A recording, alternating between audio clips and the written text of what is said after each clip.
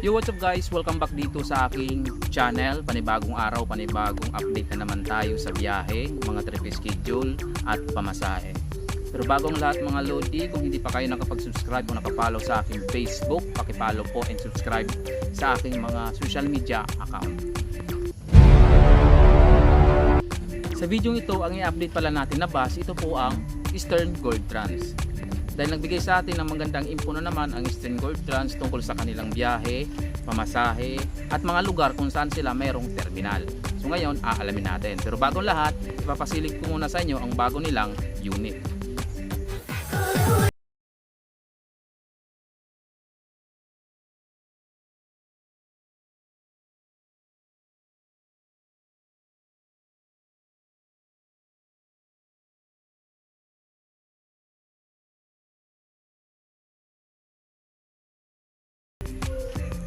So yun guys, welcome back dito sa aking channel at ito yung uunahin natin. Uunahin natin yung mga lugar na meron silang biyahe galing ng Maynila.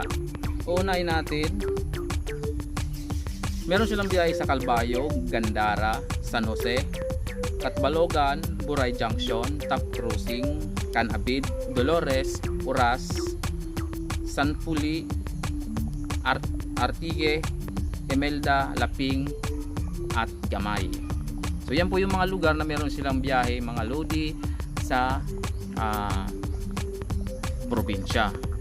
Para naman po sa mga terminal na meron sila, meron po silang terminal sa PATX, Manila, Pasay at Cubao. So ito yung mga contact information na kailangan yung tawagan kung kayo ay may mga katanungan, kung kayo magtatanong tungkol sa kanilang trip schedule, pamasahe. So unahin natin yung sa PATX. Para sa PATX, ito po ang pwede nyong tawagan, 0919-212-4470 at 0945-993-0945. Yan po yung sa PATX mga lodi. At para naman sa Maynila, pwede nyong tawagan ang 0929-853-9287 at 0915-235-6801. Kung nasa Pasay naman kayo mga lodi, pwede nyo pong tawagan itong 0954-331-3779 at 0961-229-3909. So medyo nabukul tayo. At para naman sa Cubao, yung mga nandiyan sa Cubao na gusto sumakay sa Eastern Gold Trans, ito po ang pwede nyong tawagan para sa inyong mga katanungan, 0919-212-4471 at 0915-235-6801. So yung pwede nyo tawagan dyan sa Cubao. Ang pamasahe po galing ng Maynila patungong probinsya sa kanilang regular aircon ay nasa 2,300 daily ang trip nila daily. At ang pamasahe naman mga lodi sa Super Deluxe with CR, meron silang biyahe dyan every Wednesday at Saturday. Ang schedule ng biyahe nila from Sampaloc. So hindi naman kasi sinabi sa akin kung dadaan nyo ng PATX. Ang pamasahe mga lodi sa Super Deluxe with CR ay 2,500 pesos. Yung mga nabanggit kong lugar, dadaanan nila yan. At kung meron pa kayong mga katanungan, yung number na binigay ko, pwede nyo po yung tawagan mga lodi. Okay. At sa barko naman mga lodi, mag-a-add po kayo ng 270 para sa pamasahe sa barko. Kasi yung 2,300 at saka yung 2,500 sa pamasahe sa bus ay hindi pa kasama yung sa barko. Kasi meron sabi sa akin plus 270 per go. So ibig sabihin kung ang 2,300 no na pamasahe ay magiging 2,570 kasama na yung barko. Regular aircon yon. At sa 2,500 naman plus 270 magiging 2,770 kasama na rin yung barko yun. Yung executive coach nila, ang features na yun sa loob ay naka 2x2 seating, USB charging port, at reclining with armrest. At meron siyang CR sa loob at meron siyang TV entertainment. At saka siyempre CCTV monitoring din siya. Kaya wag kayong mag-alala kasi may mga nakatutok din na camera. So meron din silang dashcam para sa kung may mga aksidente man na sana wag mangyari.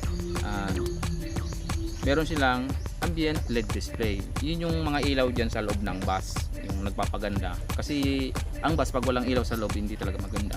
Yung mga LED, mga light, yan ang nagpapaganda dyan sa loob. Yung sa executive coach mga lodi, ang available trips nila ay Oras, Canabit, Biarawis, Palapag at Kimay. Yun ang sabi dito mga lodi. Ito binibigay ko sa inyong info base lamang to sa nakuha nating info sa sa bigay ng Eastern Gold Runs at saka sa kanilang post sa kanilang Facebook page. So, kung gusto niyo makita o kung gusto niyo mag-PM sa kanilang Facebook, i-search niyo lang sa Facebook ang Eastern Gold Runs Tours. Lalabas yan. So ang logo nila dyan, silver, gold na G. So hindi ko mapakita. Dito. Okay.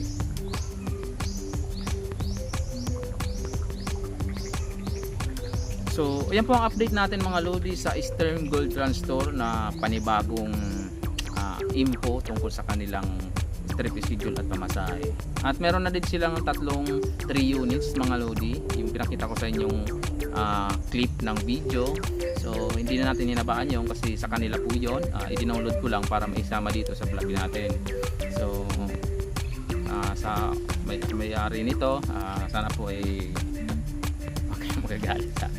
So nilagay ko lang po para mas maganda yung papakita natin na info sa mga manonood ng mga commuters. So ayun guys, ako nga pala si Greg TV sa YouTube at ako si Greg Alzar Vlog sa Facebook.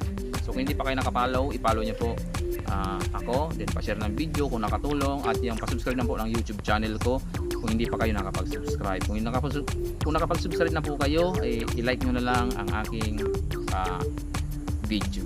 So maraming salamat. Abangan nyo po ang mga susunod pa nating update dahil nandito tayo sa probinsya, hindi pa tayo makabiyahe. Then ito na muna yung mga vlog natin ngayon tungkol sa mga bus. So minsan pag lumalabas ako, nag-i-spot din ako dyan sa labasan para pang upload din sa Facebook. So maraming salamat sa inyong panonood. Sa mga bushers ko, then sa mga nanggagalaiti sa akin, thank you so much. Maraming salamat. Tuloy nyo lang yan kasi tuloy-tuloy din ang pag-angat ko pag tinutuloy nyo ang pagbabash. Pag tinutuloy nyo ang pangbabash sa akin, ay tutuloy-tuloy din ang pang-angat ng aking channel, pati ng aking YouTube channel, Facebook. So meron pa akong TikTok pero hindi ako na masyado nag-upload doon. So nakapost lang kasi ako mga lodi dito sa Facebook at saka sa YouTube channel ko. So ayun, yun lang mga lodi, maraming salamat. Hanggang sa muli, bye bye.